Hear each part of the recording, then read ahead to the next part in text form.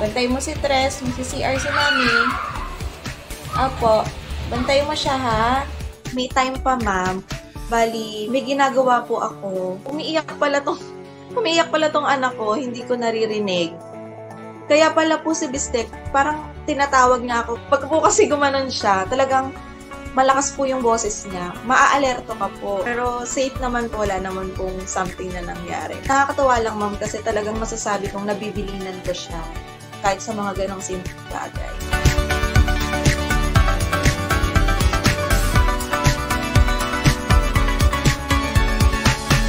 Actually, nakakatawa po kasi nung una-una, nung inuwi po namin si Tres po, parang nararamdaman namin, medyo nagsiselos po si Bistek. May time po na iiyak po si Tres.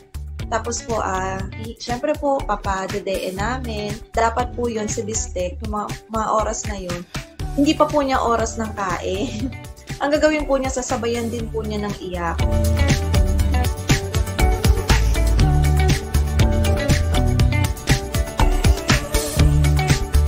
Kuya, ano yung inaamoy mo? Ano yung inaamoy mo?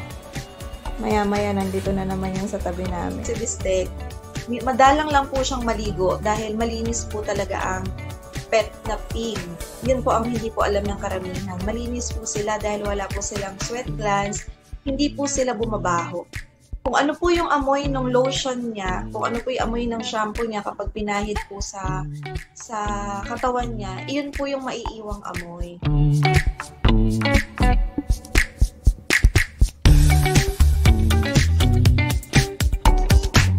Masasabi ko, ma'am, na kung wala si Bistek sa amin that time, baka hindi namin kinaya yung lungkot, yung inip. So, yun pa lang sobrang laking factor na niya sa amin.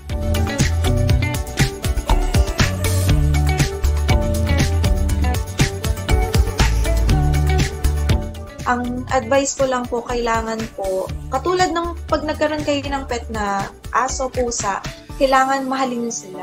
Ituturing niyo po sila na parang totoong pamilya.